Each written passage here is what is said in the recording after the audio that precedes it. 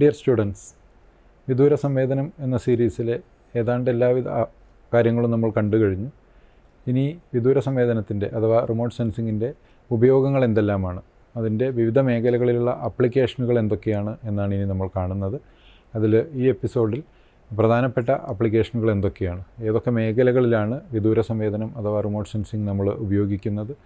ഏതാണ്ട് എല്ലാ മേഖലകളിലും ഇപ്പോൾ റിമോട്ട് സെൻസിങ് ഉപയോഗിക്കുന്നുണ്ട് എന്നുള്ളതാണ് നമുക്ക് മനസ്സിലാക്കാൻ കഴിയുന്നത്.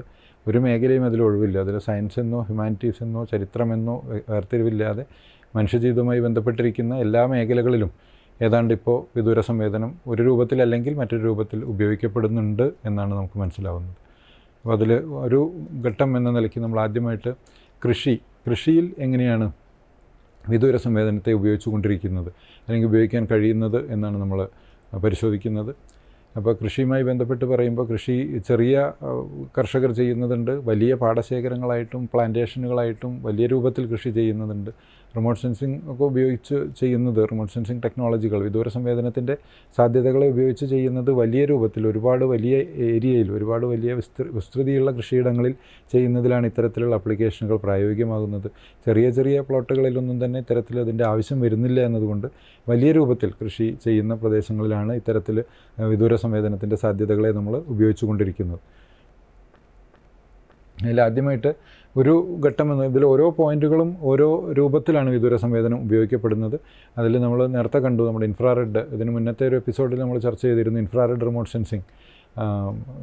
താപ വിദൂര സംവേദനം ചെയ്ത സമയത്ത് നമുക്ക് മനസ്സിലായിരുന്നു, അതായത് ഈർപ്പത്തിൻ്റെ അളവ്, ജലത്തിൻ്റെ അളവ്, ഇത്തരം കാര്യങ്ങളൊക്കെ തന്നെ നമുക്ക് വിദൂര സംവേദനത്തിലൂടെ റിമോട്ട് സെൻസിങ്ങിലൂടെ മനസ്സിലാക്കാൻ കഴിയും. അപ്പോൾ അത്തരത്തിൽ കൃഷിയുമായി ബന്ധപ്പെട്ട് വളരെ പ്രധാനപ്പെട്ട ഒരു അളവാണ് മണ്ണിലെ ഈർപ്പത്തിൻ്റെ സോയിൽ മോയ്സ്ചറിൻ്റെ അല്ലെങ്കിൽ മണ്ണിലെ ഈർപ്പത്തിൻ്റെ ഒരു അളവ് എത്രമാത്രം ഉണ്ട് എന്നുള്ളത്. അപ്പോൾ ഒരു വലിയ പ്രദേശത്ത് ഓരോ സ്ഥലത്തും പോയി ഇത് പരിശോധിക്കുന്നതിന് പകരം ആ പ്രദേശത്തിൻ്റെ ഒരു സാറ്റലൈറ്റ് ഇമേജിൽ നിന്നും നമുക്ക് മണ്ണിലെ ആ പ്രദേശത്തിലെ ആ കൃഷിയിടത്തിലെ മണ്ണിൻ്റെ ഈർപ്പത്തിൻ്റെ അളവ് ഓരോ പ്രദേശത്തും സ്പേഷ്യലി എങ്ങനെ വേർതിരിക്കപ്പെട്ടിരിക്കുന്നു എന്നുള്ളത് നമുക്ക് അളന്നെടുക്കാൻ വേണ്ടി കഴിയും. ഇതാണ് ഒന്ന്.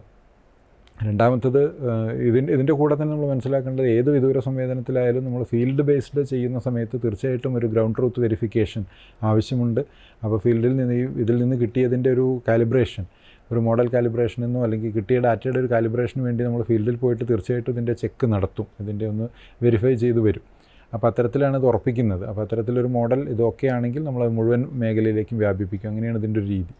അപ്പോൾ മണ്ണിലെ ഈർപ്പത്തിൻ്റെ അളവ് ഈ രൂപത്തിൽ നിർണ്ണയിക്കാൻ കഴിയുന്നുണ്ട്. മറ്റൊരു മേഖല എന്ന് പറയുന്നത് മണ്ണിൻ്റെ തരങ്ങൾ തന്നെ, മണ്ണിൻ്റെ സോയിൽ ടൈപ്സ്, വിവിധ തരങ്ങളായിട്ടുള്ള സോയിലുകളെ മാപ്പ് ചെയ്യാൻ വേണ്ടിയിട്ട്. പക്ഷേ അത്തരത്തിലുള്ള സോയിൽ മാപ്പിംഗ് നടക്കണമെങ്കിൽ വലിയ രൂപത്തിലുള്ള ഗ്രീൻ കാനോപ്പി അവിടെ ഉണ്ടാവരുത്. ഈ ഒരു പ്രദേശത്ത് വലിയ രൂപത്തിലുള്ള വെജിറ്റേഷൻ, വലിയ രൂപത്തിലുള്ള മരങ്ങളോ മറ്റു കാര്യങ്ങളോ ഉണ്ടെങ്കിൽ അവിടെ ഇത്തരത്തിലുള്ളൊരു മാപ്പിംഗ് സാധ്യമാവില്ല. പൊതുവേ വെജിറ്റേഷൻ കാനോപ്പി കുറഞ്ഞ പ്രദേശങ്ങളിലാണ്. ഇപ്പോൾ ലിത്തോളജിക്കൽ മാപ്പിംഗ് നടത്തുന്നത് പോലെ തന്നെ റോക്ക് പല രൂപത്തിലുള്ള ശിലകളെ മാപ്പ് ചെയ്യുന്നത് പോലെ തന്നെയാണ് മണ്ണിൻ്റെ തരങ്ങളെയും മാപ്പ് ചെയ്യുക. അപ്പോൾ അത്തരത്തിലത് ഫീൽഡിൽ നിന്ന് ഇതിൻ്റെ റിഫ്ലക്റ്റൻസ് കർവ് അനുസരിച്ചിട്ട് പല രൂപത്തിൽ അതിൻ്റെ മെത്തേഡുകളുണ്ട്. നമ്മൾ ധവളപ്രകാശ വിദൂര സംവേദനം ചർച്ച ചെയ്ത സമയത്ത് നമ്മൾ പറഞ്ഞിരുന്നു, reflectance curve of the soil, vegetation, rocks ഒക്കെ തന്നെ നമ്മൾ പരിശോധിച്ചിരുന്നു.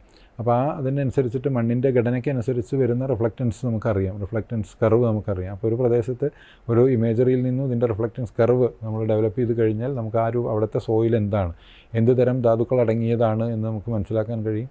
അവിടെ നിന്ന് ഇതുപോലെ സാമ്പിളുകൾ എടുത്തു കഴിഞ്ഞാൽ ആ പ്രദേശം മുഴുവനായിട്ട് നമുക്ക് മാപ്പ് ചെയ്തെടുക്കാനും പറ്റും. ഇങ്ങനെയാണ് മണ്ണിൻ്റെ തരങ്ങൾ മാപ്പ് ചെയ്യുന്നത്. വേറൊന്ന് വെജിറ്റേഷൻ പോലെ തന്നെ നമ്മുടെ ഹരിതാഭമുള്ള പ്രദേശങ്ങളെ മാപ്പ് ചെയ്യാൻ വേണ്ടി ഉപയോഗിക്കുന്ന ഒരു ടെക്നിക്കാണ് NDVI എന്നാണ് അതിന് പൊതുവേ പറയുന്നത്. NDVI എന്ന് പറഞ്ഞാൽ നോർമലൈസ്ഡ് ഡിഫറൻസ് വെജിറ്റേഷൻ ഇൻഡെക്സ് എന്നാണ് പറയുന്നത്. അപ്പോൾ അതനുസരിച്ചിട്ട് നമ്മുടെ ഒരു കൃഷിസ്ഥലത്ത് ഒരു വിളകൾ ഏത് പ്രായത്തിൽ എത്തിയിട്ടുണ്ട്, വിളവെടുപ്പിന് തയ്യാറായോ തുടങ്ങിയുള്ള കാര്യങ്ങളൊക്കെ തന്നെ വളരെ വളരെ ഫൈനായിട്ടുള്ള ടെമ്പററി റെസൊല്യൂഷൻ, അതായത് 4 ദിവസത്തെ 5 ദിവസത്തെ ഒരാഴ്ചത്തേക്ക് ടെമ്പററി റെസൊല്യൂഷനുള്ള വിവിധ സാറ്റലൈറ്റ് ഇമേജറികളിൽ നിന്ന്, മൾട്ടി ഡേറ്റ് സാറ്റലൈറ്റ് ഇമേജുകൾ എന്നാണ് നമ്മളതിന് പറയുന്നത്. അത്തരത്തിലുള്ള ഡാറ്റ ഉപയോഗിച്ചുകൊണ്ട് നമുക്ക് ഈ NDVI വെച്ചുകൊണ്ട് ഈ വെജിറ്റേഷൻ ഇൻഡെക്സ് വെച്ചുകൊണ്ട് നമുക്ക് ഈ വിളകളുടെ പ്രായം അല്ലെങ്കിൽ അതിൻ്റെ ഒരു എത്രമാത്രം അതിൻ്റെ വിളവെത്തി എന്നുള്ളത് നമുക്ക് കൃത്യമായിട്ട് പറയാൻ കഴിയും. അതിൻ്റെ ഒരു അവസ്ഥ എന്താണ്, ഏതെങ്കിലും തരത്തിലുള്ള രോഗങ്ങൾ വന്നിട്ടുണ്ടോ, ഇനി ഏതെങ്കിലും ഭാഗത്ത് പ്രത്യേകിച്ച് ഇതിൻ്റെ വളം കൊടുക്കേണ്ടതുണ്ടോ, ഏതെങ്കിലും പ്രദേശത്ത് വെള്ളത്തിൻ്റെ ആവശ്യമുണ്ടോ തുടങ്ങി മുഴുവൻ കാര്യങ്ങളും നമുക്കിപ്പോൾ ഫീൽഡിൽ പോകാതെ തന്നെ ലാബിൽ ഇരുന്നു കൊണ്ട് വേണമെങ്കിൽ, അല്ലെങ്കിൽ ഇതിൻ്റെ ഒരു കൺട്രോൾ റൂമിൽ ഇരുന്നു കൊണ്ട് നമുക്ക് ചെയ്യാവുന്ന രൂപത്തിലേക്ക് സാറ്റലൈറ്റ് റിമോട്ട് സെൻസിങ് വിദൂര സംവേദനം കൃഷിയിൽ ഉപയോഗിച്ച് തുടങ്ങിയിട്ടുണ്ട്. വേറൊരു മേഖല എന്ന് പറയുന്നത് പ്രിസിഷൻ ഫാമിംഗ് എന്ന് പറയുന്ന കൃത്യതാ കൃഷിയാണ്. കൃത്യമായിട്ടുള്ള കൃഷി അല്ലെങ്കിൽ കൃത്യതാ കൃഷി എന്ന് പറയുന്ന പ്രിസിഷൻ ഫാമിംഗ്, അതിപ്പോൾ നമ്മൾ നേരത്തെ പറഞ്ഞ NDVIയുടെ ഒരു തുടർച്ചയാണ് എന്ന് വേണമെങ്കിൽ പറയാം. അതായത് മുഴുവൻ പ്രദേശത്തും ഒരു ഒന്നിച്ച് വെള്ളം കൊടുക്കേണ്ടതില്ല, ജലസേചനത്തിൻ്റെ ആവശ്യമുണ്ടാവില്ല. ചിലപ്പോൾ ഒരു വലിയ പ്രദേശമാണ്, 2 തരത്തിലുള്ള മണ്ണുകളുള്ള പ്രദേശമാണെങ്കിൽ ഒരു പർട്ടിക്കുലർ സോയിലിന് മാത്രമേ ചിലപ്പോൾ വെള്ളം ആവശ്യമുണ്ടാവൂ, ഒരു പർട്ടിക്കുലർ ഇതിന് മാത്രമേ മിനറൽസ്, ധാതുക്കൾ, ആ രൂപത്തിൽ വളങ്ങൾ ആവശ്യമുണ്ടാവുകയുള്ളൂ. അപ്പോൾ അതിനനുസരിച്ച് അത് കൊടുക്കാവുന്ന രൂപത്തിൽ നമുക്ക് കൃത്യമായിട്ട് ഉള്ള പ്ലാനിങ് നടത്താനും കൃത്യമായ രൂപത്തിൽ ഈ കൃഷി ചെയ്യാനും, അതാണ് കൃത്യതാ കൃഷി എന്ന് പറയുന്നത്. കൃത്യമായിട്ടുള്ള പ്രിസിഷൻ ഫാമിങ്ങിൻ്റെ എക്സാക്ട് മീനിങ് അതല്ലെങ്കിൽ പോലും ഇവിടെ ഉദ്ദേശിച്ചിട്ടുള്ളത് ഇതിൻ്റെ ഒരു കൃഷി, അതിൻ്റെ പ്രിസിഷനോട് കൂടിയിട്ട് മുഴുവൻ ജനറലൈസ് ചെയ്ത് പോകാതെ ഏറ്റവും കൃത്യമായിട്ട് വേണ്ട അളവിൽ ഈ പറഞ്ഞ സംഗതികൾ കൊടുത്തുകൊണ്ട് നമുക്ക് കൃഷിയെ മുന്നോട്ട് കൊണ്ടുപോകാം എന്നുള്ളതാണ്. ഇതാണ് കൃഷിയുമായി ബന്ധപ്പെട്ട മേഖല. ഇതും വേണമെങ്കിൽ ഓരോന്നെടുത്തിട്ട് വിശദീകരിക്കേണ്ടതുണ്ട്. പക്ഷേ ഏറ്റവും ഇതായിട്ട് ചുരുക്കി പറഞ്ഞു കഴിഞ്ഞാൽ കൃഷിയുടെ മേഖലയിൽ ഇത്തരം കാര്യങ്ങളാണ് വിദൂര സംവേദനവുമായി ബന്ധപ്പെട്ട് നമുക്ക് ചെയ്യാൻ കഴിയുന്ന അല്ലെങ്കിൽ ഇപ്പോൾ ചെയ്തുകൊണ്ടിരിക്കുന്നത്. മറ്റൊന്ന് നമ്മുടെ കാലാവസ്ഥാ വ്യതിയാനവുമായി ബന്ധപ്പെട്ടാണ്.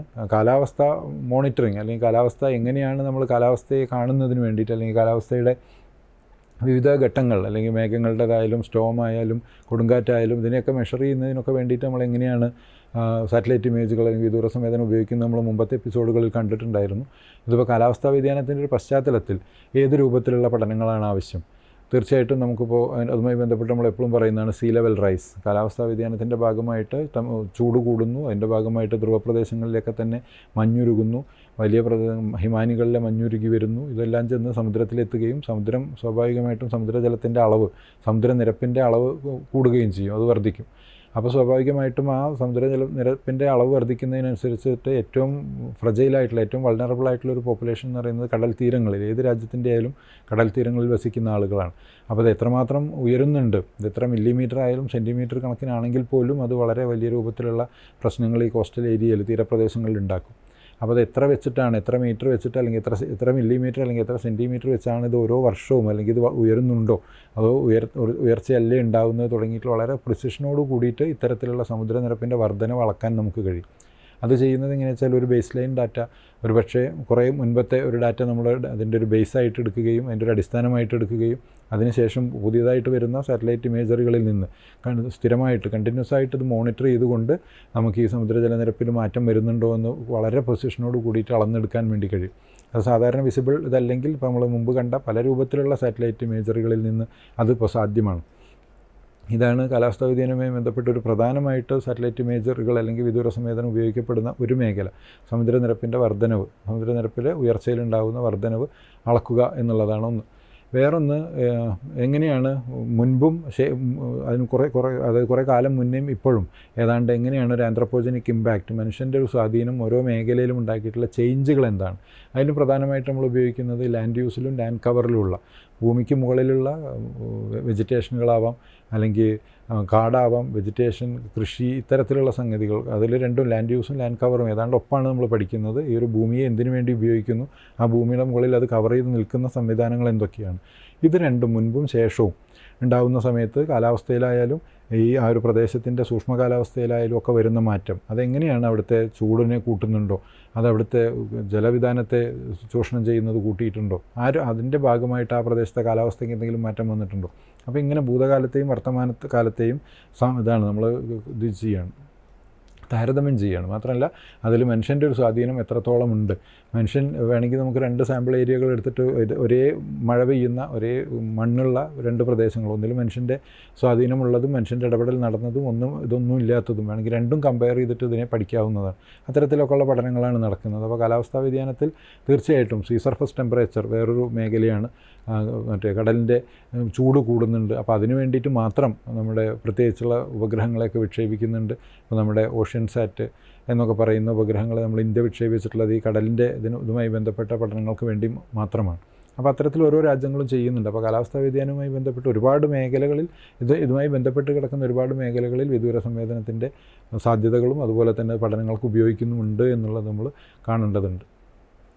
വേറൊന്ന് നാച്ചുറൽ ഡിസാസ്റ്ററുകളുമായി ബന്ധപ്പെട്ടാണ്. ദുരന്തങ്ങളുമായി ബന്ധപ്പെട്ട് അല്ലെങ്കിൽ ദുരന്തത്തിൻ്റെ ലഘൂകരണത്തിന്, ദുരന്തങ്ങൾക്ക് സംഭവിച്ചതിന് ശേഷം അതിൻ്റെ ലഘൂകരണത്തിനായിട്ട് അല്ലെങ്കിൽ അവിടേക്ക് വലിയ രൂപത്തിലുള്ള രക്ഷാപ്രവർത്തനം നടത്തുന്നതിനായിട്ട് കഴിയാവുന്ന മേഖലകളിൽ ഇത് ഒഴിവാക്കുന്നതിനായിട്ടൊക്കെ തന്നെ വലിയ രൂപത്തിൽ ഉപയോഗിക്കപ്പെടുന്ന ഒരു ടെക്നോളജി, ഒരു സാങ്കേതിക വിദ്യയാണ് റിമോട്ട് സെൻസിങ് അഥവാ വിദൂര സംവേദനം.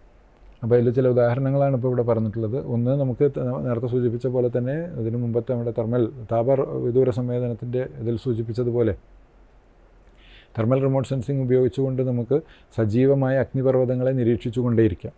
അപ്പോൾ അത്തരത്തിൽ സജീവമായിട്ടുള്ള അഗ്നിപർവ്വതങ്ങളെ സ്ഥിരമായിട്ട് നിരീക്ഷിക്കുമ്പോഴത്തെ ഒരു ഗുണം എന്താ വെച്ചാൽ ഏതെങ്കിലും തരത്തിലുള്ള താപവ്യതിയാനം അതിൻ്റെ ക്രാറ്ററുമായി ബന്ധപ്പെട്ട് അതിൻ്റെ ഈ പുക ഇതൊക്കെ വമിക്കുന്ന അല്ലെങ്കിൽ മെറ്റീരിയലൊക്കെ പുറത്തേക്ക് വരുന്ന ക്രാറ്റർ എന്ന് പറയുന്ന ഭാഗവുമായി ബന്ധപ്പെട്ട് ഏതെങ്കിലും തരത്തിലുള്ള താപവ്യതിയാനം സംഭവിക്കുന്നുണ്ടെങ്കിൽ ഈ അഗ്നിപർവ്വതങ്ങളുടെ നിരീക്ഷിക്കുന്നതിലൂടെ, ഈ സാറ്റലൈറ്റ് ഇമേജറുകൾ നിരീക്ഷിക്കുന്നതിലൂടെ മനസ്സിലാവും. അപ്പോൾ വളരെ പെട്ടെന്നൊക്കെ എന്തെങ്കിലും സംഭവിച്ചാൽ മാത്രമാണ് നമുക്കിതിനെക്കുറിച്ചൊരു വിവരവും കിട്ടാതിരിക്കുകയുള്ളൂ.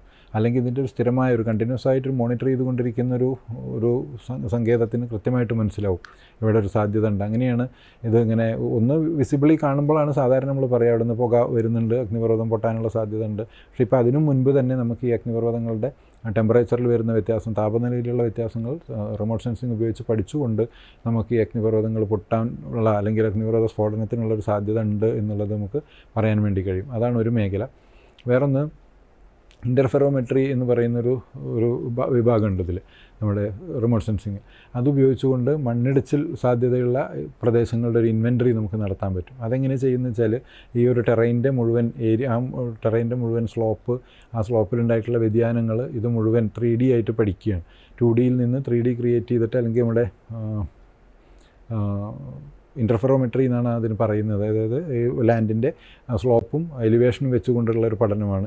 അപ്പോൾ അത് വെച്ചിട്ട് നമുക്ക് ഈ സ്ലോപ്പിന് വളരെ കാര്യമായിട്ടുള്ള മാറ്റം വന്നിട്ടുണ്ടോ, അങ്ങനെ ഉണ്ടെങ്കിൽ അത്തരത്തിലുള്ള സ്ലോപ്പ് ഫാക്ടർ എന്നൊക്കെ നമ്മൾ പറയുന്ന സേഫ് ഫാക്ടർ ഉണ്ട്.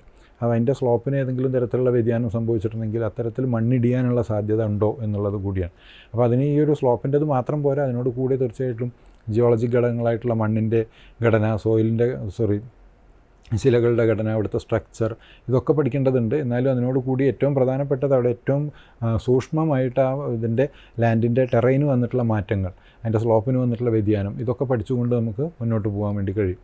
വേറൊന്ന്, ഈ അപകടങ്ങൾ ട്രാക്ക് ചെയ്യുന്ന സമയത്ത്, അതായത് ഡിസാസ്റ്ററുകൾ എന്തെങ്കിലും സംഭവിച്ചു കഴിഞ്ഞാൽ എങ്ങനെയാണ് അവിടേക്കൊരു ദുരന്ത നിവാരണ സേന പോലെ അല്ലെങ്കിൽ അങ്ങോട്ട് സഹായം എത്തിക്കുന്നതിന് എന്തൊക്കെ ചെയ്യാൻ കഴിയും, ഏതൊക്കെ റോഡുകളാണ് തകരാതെ ബാക്കിയായിട്ടുള്ളത്, ഏത് വഴിയിലൂടെ പോയാൽ ഏറ്റവും എളുപ്പത്തിൽ അവിടെ എത്താൻ കഴിയും, എങ്ങനെയാണ് ആളുകളെ മുഴുവൻ ഒരു റീഹാബിലിറ്റേഷന് പോസിബിളായിട്ടുള്ള സംഗതി, ഏത് റൂട്ടാണത് തുടങ്ങിയിട്ടുള്ള കാര്യങ്ങളെ മുഴുവൻ റിമോട്ട് സെൻസിങ്ങിലൂടെ ചെയ്യാൻ കഴിയും. ഇത് ഈ വിദൂര സംവേദനം അല്ലെങ്കിൽ റിമോട്ട് സെൻസിങ്ങിന് ഇതിന് കഴിയുന്നതിൻ്റെ ഒരു കാരണം എന്താ വെച്ചാൽ വേറൊരു സംഗതി കൊണ്ടും നമുക്കിതിൻ്റെ ഒരു സിനോപ്റ്റിക് കവറേജ്, മുഴുവനായിട്ട് ഉള്ളൊരു കവറേജ് നമുക്ക് കിട്ടില്ല.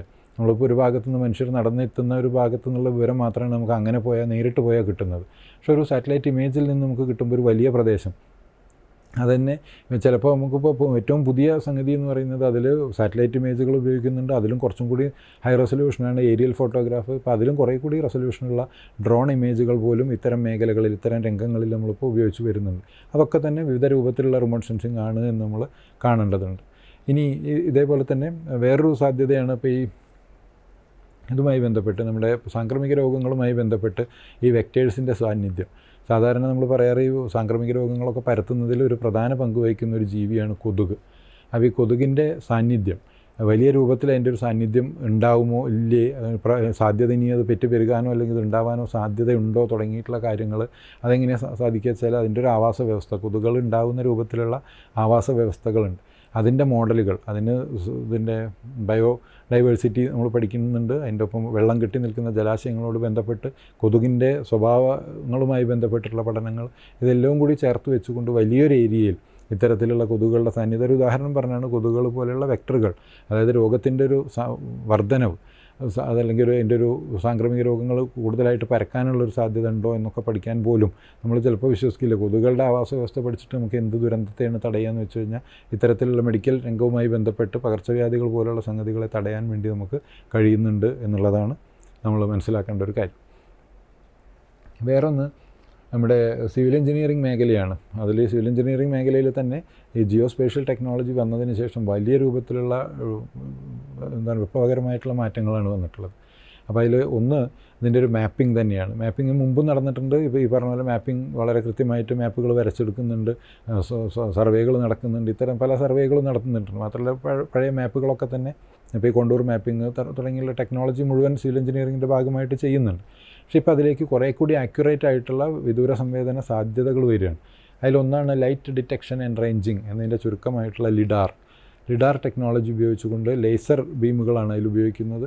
ആ ലേസർ ബീമുകൾ ഉപയോഗിച്ചുകൊണ്ട് വളരെ കൃത്യമായിട്ട് 1 മില്ലിമീറ്റർ ഇതിൽ അതിൻ്റെ റെസൊല്യൂഷൻ അനുസരിച്ചിട്ട് ആ ഉപയോഗിക്കുന്ന ടെക്നോളജി അല്ലെങ്കിൽ ആ സെൻസറിൻ്റെ റെസൊല്യൂഷൻ അനുസരിച്ചിട്ട് നമുക്ക് അത്രയും കൃത്യമായിട്ട് ഒരു മേഖല ഇപ്പോൾ മാപ്പിംഗ് നടത്താൻ വേണ്ടി കഴിയും. അതിലേറ്റവും പുതിയ ഇത് ഇപ്പോൾ റെയിൽവേ ട്രാക്കുകളൊക്കെ തന്നെ പുതിയ റെയിൽവേ ട്രാക്കിൻ്റെയൊക്കെ സർവേ ഒക്കെ നടത്തുന്നത് വളരെ കൃത്യമായിട്ട് ഇത് ഈ ലിഡാർ ഉപയോഗിച്ചിട്ടാണ്. അപ്പോൾ അതിൻ്റെ ഒരു ഗുണം എന്താ വെച്ചാൽ ഈ ലിഡാർ ഫിറ്റ് ചെയ്തിട്ടുള്ളൊരു വിമാനം, ഒരു എയർക്രാഫ്റ്റ് ഈ ഒരു മേഖലയിലൂടെ പറന്നു കഴിഞ്ഞാൽ വളരെ കൃത്യമായിട്ട് ആ ടെറൈൻ്റെ മാപ്പിംഗ് നടക്കുകയാണ്. അത് വളരെ കൃത്യതയോടുകൂടി നമ്മളിപ്പോൾ ഒരു മനുഷ്യന്മാരൊരു ഹ്യൂമൻ ലേബർ അതിനുള്ളത് കണക്കാക്കി കഴിഞ്ഞാൽ നമുക്ക് ഒരുപാട് സമയം വേണ്ടി വരും. ഈ എക്യുപ്മെൻറ്റ് മുഴുവൻ എടുത്ത് അവിടെ പോകണം, ഇത് ഓരോന്ന് ഫിക്സ് ചെയ്ത് ഇതിൻ്റെ ഡാറ്റ മുഴുവൻ എടുത്ത് പഠിച്ചു വരണം. പക്ഷേ ഇത് ഇത്തരത്തിലൊരു ലിഡാർ ടെക്നോളജി ഉപയോഗിക്കുന്നതുകൊണ്ട് വളരെ കൃത്യമാണ്. മാത്രമല്ല ഈ ഒരു ലിഡാർ ടെക്നോളജി ഉപയോഗിക്കുന്ന അല്ലെങ്കിൽ ആ ഒരു എക്യുപ്മെൻറ്റ് ഹോസ്റ്റ് ചെയ്തിട്ടുള്ള ഒരു എയറോപ്ലെയിൻ ഇതിലൂടെ പറന്നു കഴിഞ്ഞാൽ വളരെ കൃത്യമായിട്ട് അതിൻ്റെ ഡാറ്റ കിട്ടുകയാണ്. അതുപോലെ തന്നെ ലിഡാർ ഉപയോഗിച്ചിട്ട് മാപ്പിംഗ് മാത്രമല്ല കുറേ ആർക്കിയോളജിക്കൽ ആപ്ലിക്കേഷൻസും ഉണ്ട്. ഇപ്പോൾ ഒരു ബിൽഡിങ്ങിൻ്റെ പുറത്ത് നിന്നുകൊണ്ട് ഈ ലിഡാർ ഉപയോഗിച്ചുകൊണ്ട് നമുക്ക് അതിൻ്റെ ഉൾവശത്ത് എന്തൊക്കെയാണ് എന്നുള്ളത് പറ്റും. അതുപോലെ ആർക്കിയോളജി ഉപയോഗിച്ചുകൊണ്ട് പകുതി മാത്രം ബാക്കിയായിട്ടുള്ളൊരു ബിൽഡിങ്ങിൻ്റെ ഈ ലിഡാർ ഇത് ഉപയോഗിച്ച് കഴിഞ്ഞാൽ നമുക്ക് അതിനെ റീസ്ട്രക്ചർ ചെയ്യാൻ പറ്റും, റീജനറേറ്റ് ചെയ്യാൻ പറ്റും. പൊട്ടിപ്പൊളിഞ്ഞു പോയ ഭാഗങ്ങൾ എങ്ങനെ ഉണ്ടായിരുന്നു എന്നുള്ളതൊരു പക്ഷേ നമുക്ക് വീണ്ടും റീക്രിയേറ്റ് ചെയ്യാൻ വേണ്ടി കഴിയുന്നുണ്ട്. ഇതൊക്കെയാണ് ലിഡാർ ടെക്നോളജി ഇതിൽ ഉപയോഗിക്കുന്നത്. വേറൊന്ന് 3D മാപ്പിങ്ങിന് വേണ്ടി ഉപയോഗിക്കുന്ന SRTM എന്ന് പറയുന്ന ഷട്ടിൽ റഡാർ ടോപ്പോഗ്രാഫിക് മിഷൻ എന്ന് പറയുന്ന ഒരു ഡാറ്റ ഉണ്ട്. അതെന്താ വെച്ചാൽ 3D ഡാറ്റയാണ് കിട്ടുന്നത്. 30 മീറ്റർ റെസൊല്യൂഷനും 90 മീറ്റർ റെസൊല്യൂഷനൊക്കെ ഉള്ള ഡാറ്റ കിട്ടുന്നുണ്ട്. അപ്പോൾ നമുക്ക് മുമ്പ് ടോപ്പോഗ്രാഫിക് ഷീറ്റുകളാണ് നമ്മളിതിന് ഉപയോഗിച്ചിരുന്നത് 3D ഡാറ്റ കിട്ടാൻ വേണ്ടി. എന്നുള്ള കോണ്ടൂർ ലൈനുകളാണ് ഉപയോഗിച്ചിരുന്നത്. ഇപ്പോൾ കുറേയൊക്കെ SRTM ഉപയോഗിച്ചുകൊണ്ട് നമുക്ക് ഈ 3D മാപ്പിംഗ് നടത്താൻ വേണ്ടി കഴിയുന്നുണ്ട്. അത് ലോകത്തിൻ്റെ മുഴുവൻ വേണമെങ്കിൽ അങ്ങനെ, ഓരോ ഭാഗത്തിൻ്റെ വേണമെങ്കിൽ അങ്ങനെ, ഇത്തരത്തിലുള്ള ഉപരിതലത്തിലെ ഉയർച്ച താഴ്ചകൾ നമുക്ക് വളരെ കൃത്യമായിട്ട് മനസ്സിലാക്കാൻ വേണ്ടിയിട്ട് SRTMൻ്റെ ഡാറ്റ, അതായത് 3D മാപ്പിംഗ് വളരെ കൃത്യമായിട്ട് നടപ്പിലാക്കാൻ വേണ്ടിയിട്ട് ഇപ്പോൾ നമുക്ക് കഴിയുന്നുണ്ട്. ഈ 3D മാപ്പിങ്ങിന് വേറൊരു ഇതും കൂടി ഉണ്ട്. അതിൻ്റെ കുറച്ചും കൂടി ഹൈ റെസൊല്യൂഷനിൽ നമുക്ക് കുറഞ്ഞ ഏരിയയുടെ കുറച്ചും കൂടി ഹൈ റെസൊല്യൂഷനിൽ ചെയ്യുന്നതാണ് നമ്മൾ ഏരിയൽ ഫോട്ടോസ് ഉപയോഗിച്ചിട്ട്. ആ ഏരിയൽ ഫോട്ടോസ് ഉപയോഗിച്ച് ഇത്തരത്തിലുള്ള കാൽക്കുലേഷനുകൾ നടത്തുന്നതിന് നമ്മൾ പറയുക ഫോട്ടോഗ്രാമെട്രി എന്നാണ്. ഗ്രാമെട്രി എന്ന് പറഞ്ഞിട്ടുണ്ടെങ്കിൽ മെഷർമെൻറ്റാണ്. ഫോട്ടോഗ്രാമെട്രി എന്ന ഫോട്ടോകളിൽ നടത്തുന്ന മെഷർമെൻറ്റ് ഉപയോഗിച്ചിട്ടാണ് അത് 3Dയിൽ കിട്ടും. അത് 2 ഓവർലാപ്പുള്ള 2 ഇമേജുകൾ ചേർത്ത് വെച്ച് കഴിഞ്ഞാൽ നമുക്കതിൽ 3D കിട്ടും. ഈ 3D കിട്ടിക്കഴിഞ്ഞാൽ നമുക്കതിൽ കൃത്യമായിട്ട് അതിൻ്റെ ഉയരം കണക്കാക്കാൻ വേണ്ടി പറ്റും. ആ ഉയരം അങ്ങനെ വരച്ചെടുക്കുന്ന ഉയരത്തിൽ നിന്ന് നമുക്ക് കോണ്ടൂർ ലൈനുകൾ വരയ്ക്കാൻ പറ്റും. അപ്പോൾ നമുക്ക് എവിടെയെങ്കിലും കോണ്ടൂർ ലൈനിലൊക്കെ ഇപ്പോൾ ഒരു പ്രദേശത്തിൻ്റെ കുന്ന് മുഴുവനായിട്ട് ഇടിഞ്ഞു പോയി എന്ന് വിചാരിക്കുക, അല്ലെങ്കിൽ എടുത്തു പോയി, ഒരു പ്രദേശത്തിൻ്റെ ടോപ്പോഗ്രാഫി ആകെ മാറി മറിഞ്ഞിട്ടുണ്ടെങ്കിൽ നമുക്ക് ആ ഒരു ചെറിയൊരു പ്രദേശത്തിൻ്റെ ടോപ്പോ ഷീറ്റിനെ അപ്ഡേറ്റ് ചെയ്യണമെങ്കിൽ നമുക്ക് ഈ ഒരു ഫോട്ടോഗ്രാമെട്രി വെച്ച് ഏരിയൽ ഫോട്ടോ എടുത്തിട്ട് അതിൻ്റെ ഫോട്ടോഗ്രാമെട്രി ഉപയോഗിച്ചുകൊണ്ട് അതിൻ്റെ ഉയരവും കോണ്ടൂർ ലൈനുകളും നമുക്ക് കണ്ടെത്തിയിട്ട് ഇതിനെ അപ്ഡേറ്റ് ചെയ്യാൻ വേണ്ടി കഴിയും. ഇത് ഒരുപാട് ആപ്ലിക്കേഷൻസ് ഉണ്ട് സിവിൽ എഞ്ചിനീയറിംഗിൽ. ഏറ്റവും പ്രധാനപ്പെട്ട മേഖലകളാണ് പറഞ്ഞത്. വേറൊന്ന് കാടുകളുടെ പഠനവുമായി ബന്ധപ്പെട്ടാണ് ഫോറസ്ട്രി ഇതിൽ ഏറ്റവും കൂടുതലായിട്ട് ഉപയോഗിക്കുന്നത് ഇപ്പോൾ ഈ കാലാവസ്ഥാ വ്യതിയാനത്തിൻ്റെ കൂടി ഒരു പശ്ചാത്തലത്തിൽ ലോകത്തിൽ പലയിടത്തും വലിയ രൂപത്തിലുള്ള വലിയ തോതിലുള്ള കാട്ടുതീ വന്നുകൊണ്ടിരിക്കുന്നുണ്ട്. ഫോറസ്റ്റ് ഫയർ നടക്കുന്നുണ്ട്.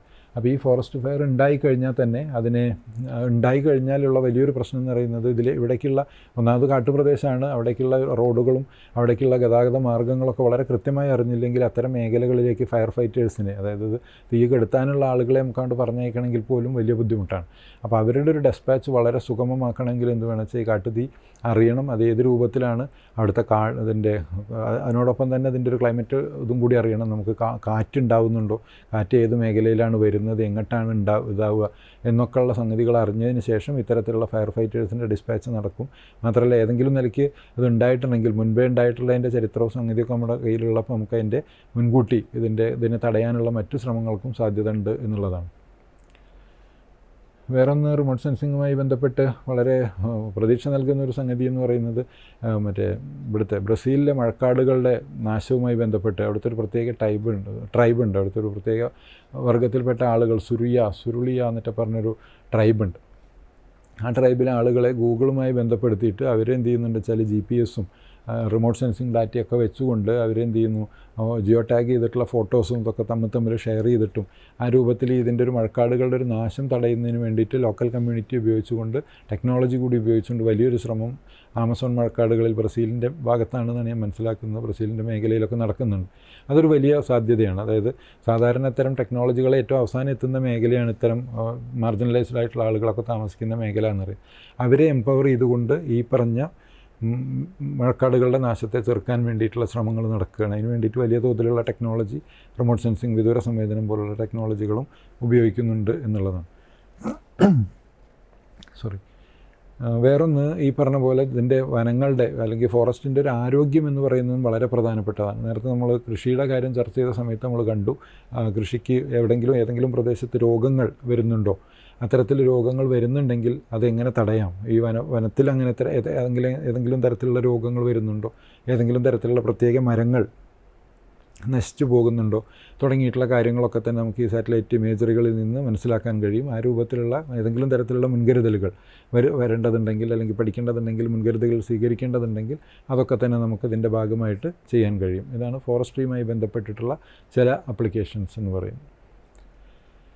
വേറൊന്ന് ഹൈഡ്രോജിയോളജി, ഗ്രൗണ്ട് വാട്ടറിൻ്റെ കാര്യം നമ്മൾ ഇനി വേറെ വിശദമായിട്ട് ചർച്ച ചെയ്യുന്നുണ്ടെങ്കിലും ഇത് ഹൈഡ്രോളജി എന്ന അർത്ഥത്തിൽ നമുക്ക് ഏറ്റവും പ്രധാനപ്പെട്ടൊരു സംഗതി ഈ വാട്ടർ ഷെഡുകൾ അല്ലെങ്കിൽ നീർത്തടങ്ങളുടെ ഒരു വേർതിരിവ് അല്ലെങ്കിൽ നീർത്തടങ്ങളുടെ ഒരു പഠനം എന്ന് പറയുന്നത് ഏത് തരത്തിലുള്ള പ്ലാനിങ്ങിനും വളരെ അത്യാവശ്യമായിട്ടുള്ളൊരു സംഗതിയായി മാറിയിട്ടുണ്ട്.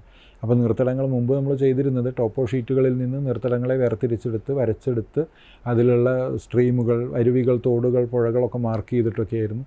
ഇപ്പോൾ നമുക്ക് വളരെ ഇതായിട്ട് GIS സോഫ്റ്റ്വെയറുകൾ ഉപയോഗിച്ച് ജോഗ്രഫിക് ഇൻഫർമേഷൻ സിസ്റ്റത്തിൻ്റെ സോഫ്റ്റ്വെയറുകൾ ഉപയോഗിച്ചുകൊണ്ട് നമുക്ക്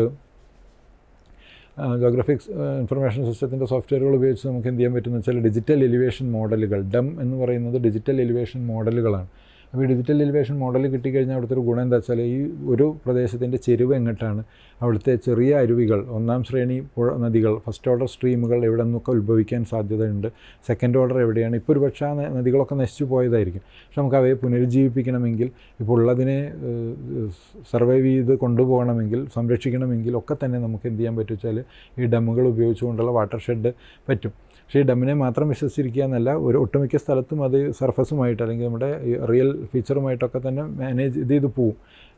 മാച്ച് ചെയ്ത് പോവും. അങ്ങനെ അല്ലാത്ത സ്ഥലങ്ങളുണ്ടെങ്കിൽ അത് കണ്ടുപിടിക്കണം. എന്തെങ്കിലും ഫീൽഡ് കൂടി ഉപയോഗപ്പെടുത്തിക്കൊണ്ടാണ് നമ്മളത് ചെയ്യുന്നത്. പക്ഷേ അതിന് വേണ്ടി ഉപയോഗിക്കുന്ന ഒരു പ്രധാന മേഖല എന്ന് പറയുന്നത് ഇത്തരത്തിൽ വാട്ടർ ഷെഡ് ബേസ്ഡ് ഡെവലപ്മെൻറ്റിന് വേണ്ടി ഉപയോഗിക്കുന്ന ഈ നീർത്തടങ്ങളെ വേർതിരിക്കുക, നീർത്തടങ്ങളെ ഐഡൻറ്റിഫൈ ചെയ്ത് സെപ്പറേറ്റ് ചെയ്തെടുക്കുക, ഇതിനൊക്കെ ചെയ്യുന്നത് ഡമ്മുകളാണ്. വേറൊന്ന് ഇങ്ങനെ വേർതിരിച്ചെടുക്കുന്ന നീർത്തടങ്ങളെക്കുറിച്ചുള്ള വിശദമായ പഠനം എന്ന് പറയുന്നത്, വിശദമായ പഠനം എന്ന് ഉദ്ദേശിച്ചത് ഇതിൽ മോർഫോമെട്രിക് അനാലിസിസ് എന്ന് പറഞ്ഞൊരു ടെക്നോളജി ഉണ്ട്, ജിയോമോർഫോളജിയിലൊക്കെ ഉള്ള. മോർഫോമെട്രിക് അനാലിസിസ് ചെയ്യുന്നതെന്ന് വെച്ചാൽ ഒരു നീർത്തടത്തിൻ്റെ മൊത്തം ആകെയുള്ള ഏരിയ, അതിൻ്റെ വിസ്തീർണം എത്ര ഉണ്ട്, അതിൻ്റെ ചുറ്റളവ് എത്ര ഉണ്ട്, അവിടുത്തെ ഓരോ നദി, ഒന്നാം ശ്രേണി നദികൾ എത്ര എണ്ണമുണ്ട്, അതിൻ്റെ നീളം എത്ര ഉണ്ട്, ഇതിൻ്റെ ആകെ നീളം എത്ര ഉണ്ട്, ഈ ഒരു വാട്ടർ ഷെഡിൻ്റെ ഷേപ്പ് എങ്ങനെയാണ്, അത് വട്ടത്തിലാണോ ഉള്ളത്, നീളത്തിലാണോ, അത് ഈ വട്ടത്തിലോ നീളത്തിലോ എന്നുള്ളതൊക്കെ വലിയ രൂപത്തിൽ ഈ പ്രകൃതി ദുരന്തങ്ങളുമായി ബന്ധമുണ്ട്. ഉദാഹരണം പറഞ്ഞു കഴിഞ്ഞാൽ അതിലൊരു ഫോം ഫാക്ടർ എന്നൊക്കെ പറയുന്ന ഈ മോർഫോമെട്രിക് പാരാമീറ്റേഴ്സിൽ ഒന്നാണത്. അപ്പോൾ അത് എങ്ങനെയാണ് റൗണ്ടായിട്ടിരിക്കുന്നൊരു വാട്ടർ ഷെഡും നീളത്തിലുള്ളൊരു വാട്ടർ ഷെഡും ഒരേ വിസ്തീർണമാണെങ്കിൽ പോലും ഇത് രണ്ടും തമ്മിലൊരു ഫ്ലഡ് ഉണ്ടാകുന്ന സമയത്ത് വളരെ വലിയ രൂപത്തിലുള്ള വ്യത്യാസമുണ്ട്. എന്നുവെച്ചാൽ ആ വാട്ടർ ഷെഡിൽ പെയ്യുന്ന മഴ, നീളമുള്ളൊരു വാട്ടർ ഷെഡാണെങ്കിൽ അത് ഒഴുകി അതിലൂടെ പോകാൻ കുറച്ചധികം സമയമെടുക്കും. പക്ഷേ വട്ടത്തിലുള്ള ഒന്നാണെങ്കിൽ ഏരിയ സെയിമാണ്, പക്ഷേ നീളം കുറവാണ്. വട്ടത്തിലുള്ള ഒരു ഇതാണെങ്കിൽ എന്ത് ചോദിച്ചാൽ പെട്ടെന്ന് എല്ലായിടത്തും ഫ്ലഡഡ് ആവും. അപ്പോൾ ആ ഒരു വാട്ടർ ഷെഡിൻ്റെ അല്ലെങ്കിൽ ഒരു നീർത്തടത്തിൻ്റെ സ്വഭാവത്തെക്കുറിച്ച് വിശദമായ പഠനം നടത്തുന്നതിനൊക്കെ തന്നെ നമുക്ക് ഈ പറഞ്ഞ രൂപത്തിൽ സാറ്റലൈറ്റ് ഇമേജുകളെ ആശ്രയിക്കാൻ വേണ്ടി കഴിയും എന്നുള്ളതാണ്. ഇതൊക്കെ പറയുമ്പോൾ സർക്കാർ മേഖലയിൽ ഇതെത്രമാത്രം വന്നിട്ടുണ്ട്. സർക്കാർ മേഖലയിലും വലിയ രൂപത്തിൽ ഇപ്പോൾ ഇതിൻ്റെ ഇടപെടലുകൾ നടന്നുകൊണ്ടിരിക്കും. വിദേശ രാജ്യങ്ങളിലൊക്കെ മുമ്പ് തന്നെ ഉണ്ട്. ഇപ്പോൾ നമ്മുടെ ഇന്ത്യയിലായാലും കേരളത്തിലായാലും ഇത് വലിയ രൂപത്തിൽ വന്നുകൊണ്ടിരിക്കുന്ന ഒരു സമയമാണ്. ജിയോസ്പേഷ്യൽ ടെക്നോളജികൾ ഉപയോഗിക്കുന്നുണ്ട്. അപ്പോൾ എങ്ങനെയാണ് റിമോട്ട് സെൻസിങ്ങിന് ഇതിലെന്താണ് ചെയ്യാൻ കഴിയുക? അങ്ങനെ പരിശോധിക്കുമ്പോൾ നമുക്ക് മനസ്സിലാവും. ഇപ്പോൾ ഒരു പ്രദേശത്ത് ബിൽഡിങ്ങുകളുണ്ട്, ബിൽഡിങ്ങുമായി ബന്ധപ്പെട്ട് നമ്മൾ നികുതി കൊടുക്കുന്നുണ്ട്. അപ്പോൾ നമ്മൾ പറയുന്ന ആളുകൾ പോയി നോക്കിയിട്ടും ഉദ്യോഗസ്ഥർ നേരെ പോയി നോക്കിയിട്ടും ആളുകൾ പറഞ്ഞ് ഇതൊക്കെ മാപ്പ് ചെയ്തിട്ടും അളന്നിട്ടൊക്കെയാണ് നമുക്ക് ഒരു കെട്ടിടത്തിൻ്റെ നികുതി അടയ്ക്കുന്നത് വിചാരിക്കുക. പക്ഷേ അത്തരത്തിലുള്ള നികുതി അടയ്ക്കുന്നതിൽ എന്തെങ്കിലും തട്ടിപ്പ് നടത്തുന്നുണ്ടോ? ഇപ്പോൾ ഒരാൾ പറയുന്നത് ഇത്ര സ്ക്വയർ ഫീറ്റാണ് ഈ ബിൽഡിങ്ങിന് ഏരിയ ഉള്ളൂ, അപ്പോൾ അതിന് ഇത്രയാണ് ടാക്സ് എന്ന് നമ്മൾ കണ്ടെത്തി ടാക്സ് അടയ്ക്കുകയാണ്. പക്ഷേ അതിൽ അത്രയല്ല എന്ന് എങ്ങനെ തീരുമാനിക്കുക വെച്ചാൽ വളരെ ഹൈ റെസൊല്യൂഷനുള്ള ഒരു സാറ്റലൈറ്റ് ഇമേജറി എടുത്ത് ഒരു കോർപ്പറേഷനോ മുനിസിപ്പാലിറ്റിക്കോ അതിൻ്റെ എല്ലാ ബിൽഡിങ്ങുകളെയും മാപ്പ് ചെയ്യാൻ കഴിയും. അങ്ങനെ മാപ്പ് ചെയ്തെടുക്കുമ്പോൾ അതിൻ്റെ ടോട്ടൽ ഏരിയ, പ്ലിന്ത് ഏരിയ അല്ലെങ്കിൽ ഇതിൻ്റെ ഏരിയ ടാക്സ് അടയ്ക്കേണ്ട ഒരു ബിൽഡിങ്ങിൻ്റെ ഏരിയ എത്ര ഉണ്ടെന്ന് കൃത്യമായിട്ട് കണ്ടുപിടിക്കാൻ പറ്റും. അപ്പോൾ അതിൽ ഓൾറെഡി പറഞ്ഞതും അടയ്ക്കുന്നതുമായി എന്തെങ്കിലും പൊരുത്തക്കേടുണ്ടെങ്കിൽ അത്തരം ആളുകളെ കയ്യോടെ പിടികൂടി നികുതി അടപ്പിക്കാനും അത്തരത്തിൽ മുന്നോട്ട് പോകാൻ വേണ്ടി കഴിയും.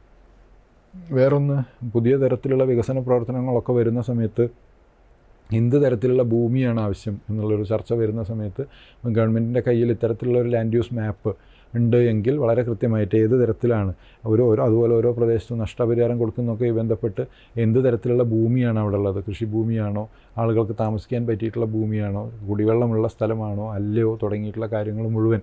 അപ്പോൾ അത്തരത്തിലുള്ള ഒരു ഡാറ്റാ ബാങ്കൊക്കെ ക്രിയേറ്റ് ചെയ്യുന്ന സമയത്ത് നമുക്ക് ഈ ഭൂവിനിയോഗത്തിലുള്ള തരങ്ങൾ കണ്ടെത്താനൊക്കെ തന്നെ റിമോട്ട് സെൻസിങ് വലിയ രൂപത്തിൽ ഉപയോഗിക്കാൻ വേണ്ടി കഴിയുന്നുണ്ട്. വേറൊന്ന്, നഗരസഭകളായാലും വലിയ നഗരങ്ങളായാലും ഒക്കെ തന്നെ അവിടെയുള്ള ആസ്തികൾ എന്തൊക്കെയാണ്. ഇതിപ്പോൾ അവിടെ ഇവിടെയൊക്കെ ആയിട്ടാവും കിടക്കുന്നത്. ചിലപ്പോൾ ഒരു ബിൽഡിംഗ് ഉണ്ടാവാം, ബസ് സ്റ്റാൻഡ് ഉണ്ടാവാം, പഞ്ചായത്തിൻ്റെ ബിൽഡിംഗ് ഉണ്ടാവാം, കോർപ്പറേഷൻ്റെ വിവിധ സ്ഥലങ്ങളുണ്ടാവാം. ഇത്തരത്തിലുള്ള ആസ്തികളൊക്കെ തന്നെ കയ്യേറി പോകുന്നില്ല എന്നും വളരെ കൃത്യമായിട്ട് കൈകാര്യം ചെയ്യപ്പെടുന്നുണ്ടെന്ന് ഉറപ്പുവരുത്താം. അതുപോലെ തന്നെ പല ഇതിലും ഇപ്പോൾ കുട്ടികൾക്കുള്ള വീടുകളുണ്ട്, പകൽ വീടുകളൊക്കെ തന്നെ ഇത് ചെയ്യുന്നുണ്ട്. ഇത്തരത്തിലുള്ള ആസ്തികളൊക്കെ തന്നെ വളരെ സുരക്ഷാ മാനദണ്ഡങ്ങളോടെയാണ് പ്രവർത്തിക്കുന്നതെന്ന് ഉറപ്പുവരുത്താനും ഈ വക കാര്യത്തിലൊക്കെ തന്നെ ഒരു ജിയോസ്പേഷ്യൽ മാപ്പിംഗ് അതുപോലെ തന്നെ ഒരു ഡിസിഷൻ മേക്കിങ്ങിനൊക്കെ തന്നെ വലിയ നഗരങ്ങളെയൊക്കെ സഹായിക്കുന്നതിന് വേണ്ടിയിട്ട് ഇപ്പോൾ റിമോട്ട് സെൻസിങ് വലിയ രൂപത്തിൽ സർക്കാരുകൾ ഉപയോഗിച്ച് വരുന്നുണ്ട്. മാത്രമല്ല ഇത്തരത്തിലുള്ള ഈ ഒരു വലിയ ഇതിന് വേണ്ടിയിട്ട് നഗരങ്ങളെയൊക്കെ സംബന്ധിച്ച് നമുക്കിത് മുഴുവനായിട്ടൊരു ഡാറ്റ കിട്ടുക എന്ന് പറയുന്നത് എളുപ്പമല്ല. വലിയ ബിൽഡിങ്ങുകൾ ഉണ്ടാവും, ഇവിടുന്ന് അപ്പുറത്തേക്കുള്ള ഒരു കാഴ്ച മറയ്ക്കുന്ന രൂപത്തിൽ ബിൽഡിംഗ് ഉണ്ടാവും, തൊട്ടപ്പുറത്ത് ഉണ്ടെങ്കിൽ നമ്മൾ ചുറ്റി വളഞ്ഞ് വന്ന് നോക്കേണ്ടി വരും. അത്തരത്തിൽ എന്ത് ചെയ്യുന്നു വെച്ചാൽ അങ്ങനത്തെ സമയത്ത് നമ്മൾ ചില പ്രത്യേക തരത്തിലുള്ള സാറ്റലൈറ്റ് ഇമേജുകൾ എടുക്കും. അതിനാണ് നമ്മൾ പറയുന്നത് ബേർഡ്സ് ഐ ഒബ്ലിക് വ്യൂ എന്നോ, പക്ഷിയുടെ ചെരിഞ്ഞ കാഴ്ച എന്ന മട്ടിൽ പറയുന്നത് എന്താ വെച്ചാൽ കെട്ടിടങ്ങളെ തിരിച്ചറിയാൻ വേണ്ടിയിട്ട് നമുക്ക് അത്തരത്തിലുള്ളതിലൂടെ കഴിയും. ഉയരം കൂടിയ കെട്ടിടം, ഉയരം കുറഞ്ഞ കെട്ടിടം, ഒരു കെട്ടിടത്തിൻ്റെ അപ്പുറത്തുള്ളത് ഏതാണ് തുടങ്ങിയിട്ടുള്ള കാര്യങ്ങളൊക്കെ തന്നെ ഇത്തരത്തിലുള്ളൊരു ബേർഡ്സ് ഐ ഒബ്ലിക് വ്യൂയിലൂടെ നമുക്ക് തിരിച്ച് അറിഞ്ഞ് കാര്യങ്ങളെ കാണാൻ വേണ്ടി കഴിയും. അപ്പോൾ അത് ഓരോ മേഖലയും നമ്മൾ എന്താ ചെയ്യുന്നത് വെച്ചാൽ ഓരോന്നിൻ്റെയും ഇതനുസരിച്ചിട്ട് ആവശ്യമനുസരിച്ചിട്ടുള്ള സംഗതികളാണ് നമ്മൾ ചെയ്യുന്നത്, സർക്കാരായാലും ചെയ്തുകൊണ്ടിരിക്കുന്നത്. ഇപ്പോൾ നമ്മളിതിൽ കണ്ട ഈ ഒരു ആപ്ലിക്കേഷൻ ഓരോന്നും അതിൻ്റെ ഏറ്റവും ചുരുക്കം ഭാഗങ്ങൾ മാത്രമാണ് കണ്ടത്. ഇത് ഓരോന്നും എന്താണെന്ന് വിചാരിച്ചു കഴിഞ്ഞാൽ ഇതിലും ഇനിയും ഒരുപാട് ഡെവലപ്മെൻറ്റ്സ് വന്നുകൊണ്ടിരിക്കുന്നുണ്ട്. ഓരോ ആപ്ലിക്കേഷനെ സ്പെഷ്യലൈസ് ചെയ്തുകൊണ്ട് നമുക്ക് ഇനി ഒരുപാട് കാര്യങ്ങൾ ചെയ്യാൻ വേണ്ടി കഴിയുകയും ചെയ്യും. ഇനിയിപ്പോൾ ഒരു പ്രത്യേക ബിൽഡിങ്ങിനെ മാത്രം എടുത്ത് പഠിക്കണമെങ്കിൽ അങ്ങനെ, അതിൻ്റെ ഓരോ ഫ്ലോറും എടുത്ത് പഠിക്കണമെങ്കിൽ അങ്ങനെ, കുടിവെള്ളവുമായി ബന്ധപ്പെട്ട് അങ്ങനെ നമുക്ക് വിദൂര സംവേദനം ഇടപെടാത്ത മേഖലകളില്ല എന്നുള്ളിടത്തേക്കാണ് പോകുന്നത്. അത് മാത്രമല്ല, അത് പറയുമ്പോൾ ഒരു കാര്യം കൂടി പറയേണ്ടത് എന്താ വെച്ചാൽ ഈ വിദൂര സംവേദനം ഹാൻഡ് ഇൻ ഗ്ലൗ എന്നൊക്കെ പറയുന്ന പോലെ അതുപോലെ ചേർന്ന് നിൽക്കുന്നൊരു മേഖലയാണ് ജിയോഗ്രഫിക്കൽ ഇൻഫർമേഷൻ സിസ്റ്റം. ആ ജിയോഗ്രഫിക് ഇൻഫർമേഷൻ സിസ്റ്റത്തിൻ്റെ അനലിറ്റിക്കൽ കേപ്പബിലിറ്റിയും റിമോട്ട് സെൻസിങ് ഡാറ്റയും കൂടി ഉപയോഗിച്ചിട്ടാണ് ഇപ്പോൾ നമ്മൾ ഈ കണ്ട ഏതാണ്ട് എല്ലാ ആപ്ലിക്കേഷനുകളും കൂടി നമ്മൾ ചെയ്തുകൊണ്ടിരിക്കുന്നത് പൊതുവെ. ഇനി നമുക്ക് അടുത്തൊരു എപ്പിസോഡിൽ ചർച്ച ചെയ്യാനുള്ളത് എങ്ങനെയാണിത് പ്രത്യേകിച്ച് ജിയോ സയൻസുകളിൽ ഭൂശാസ്ത്ര സംബന്ധമായ കാര്യങ്ങളിൽ ഇതിൻ്റെ ഒരു ആപ്ലിക്കേഷൻ സ്പെഷ്യലായിട്ട് എങ്ങനെയാണ് എന്നുള്ളത് കൂടി നമ്മൾ അടുത്തൊരു എപ്പിസോഡിൽ കാണും. നന്ദി.